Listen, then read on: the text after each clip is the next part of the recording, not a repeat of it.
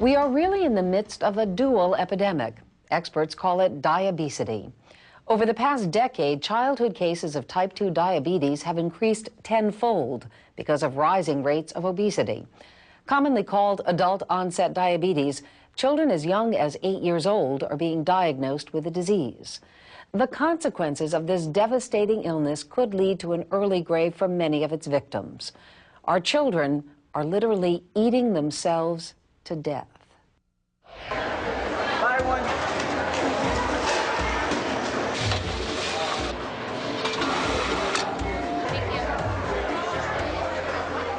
We're killing our kids because we're feeding them food that they shouldn't be eating and encouraging them to be sedentary. And the two combined are a time bomb. If we don't get a handle on this, what's going to happen is that we're going to get kids developing illnesses at a very early age. And some of these illnesses can actually kill them. Illnesses like type 2 diabetes, heart disease, asthma, high cholesterol, hypertension, and bone and joint problems. Their joints cannot carry their weight. The number of children that we're seeing with not just overweight, but morbid obesity is increasing. In fact, we had to purchase 2 scales to weigh children greater than 350 pounds. I'm just going to take a quick listen to your heart, okay? We have a number of children taking the same medications as their parents and their grandparents.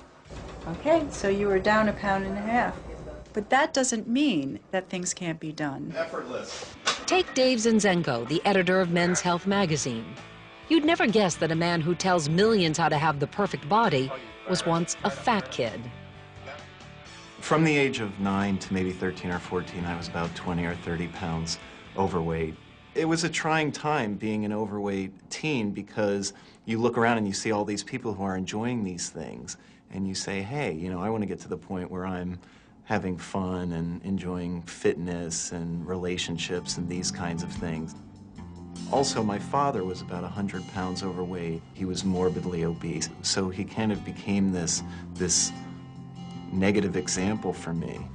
His weight led to hypertension, which then led to heart disease, which led to diabetes, and finally, at the very young age of 52, he had a stroke and died. My father dying young and like that really taught me a profound lesson about health and fitness. And then I just decided I had enough and that I was going to wage war on fat. With good nutrition and lots of exercise, Dave won his battle. The best thing to do is to look at being overweight as something that is an obstacle that is keeping you from getting the most out of your life. See it as something that needs to be managed and overcome. It's the enemy. That's mine again. John Marks is today where Dave Zinzenko was 20 years ago.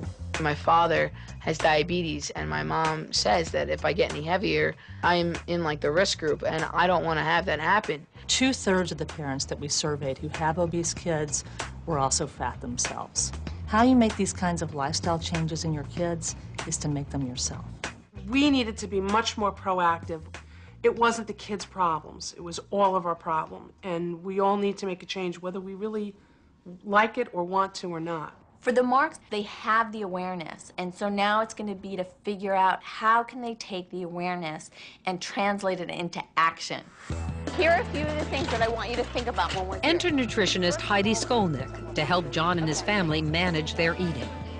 All right, rules of grocery shopping are, don't be hungry when you start shopping, make a list, stick to the list. 1%. Iceberg lettuce just isn't as nutrient-rich as the darker greens. It's kind of good to expand your food choices. You might pick once a month a new food you haven't tried before. Like to eat mango? I've never had mango. I'm excited with Heidi here, you know, teaching our family about nutrition. I mean, there's like so much to learn, and you know, it might just be the best thing in the world. Good honeydew.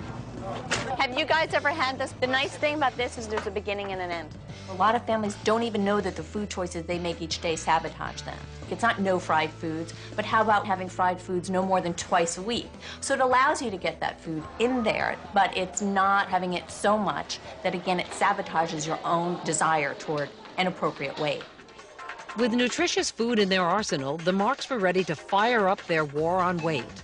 The key to their success is to make meals in advance and freeze them. I get so overwhelmed with the thought of preparing a whole meal. All I have to do is say, I'm taking this item out of the freezer, which doesn't require a tremendous amount of brain power when I'm that tired. We're just going to saute. That's something I can handle easily. And we're almost done with this whole meal now. It's not about perfect, but it is about better choices. What do you think? I'm sure I can do this, no problem at all. And I'm very hopeful for this whole family. Better than take out any day. Oh, yes. Enjoy. I see success in my future. If there's a magic cure for childhood obesity, it's parental awareness and involvement. Parents have to understand what their obese kids are going through, and if your kid's not obese, you have to understand what to watch for and be on guard for so it doesn't happen to him or her. Genes aren't destiny. There are things that you can do about this to help both yourself and your kids. This is cute. Okay, let's look at you. I, as a child, had weight issues. There were weight issues on both sides of our family. And I didn't want to see history repeat itself. For the Penfield family, daughter Rachel's weight gain was a call to action. When I felt crummy or worried or upset or bored, I tended to go right to the cabinet and get a handful of cookies. I didn't ever stop eating. It was hard to acknowledge the fact that I had a child with a weight problem. And no matter how hard I tried, I wasn't able to bring it to a level that Rachel would understand. Rachel's parents found Shape Down, a national program that targets the emotional causes of childhood overeating.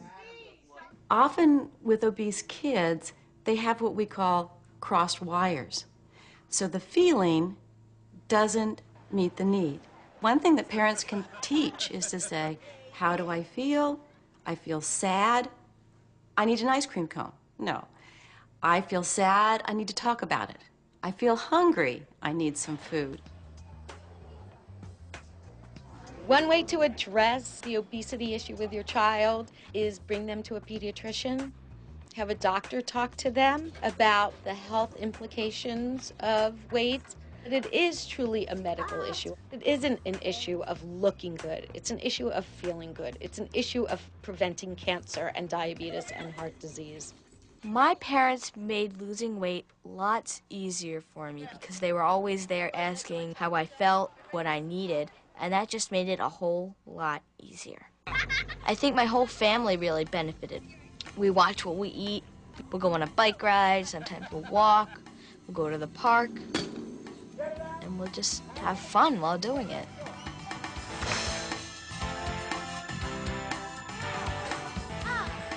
Nothing ever tastes as good as thin feels because the food reward only lasts a couple of seconds, while the other reward lasts you a lifetime. You know what the bottom line is? It's about health and fitness and not how you look. If you are eating healthy and if you're involved in fitness, you're a cool person. And that's what it's about.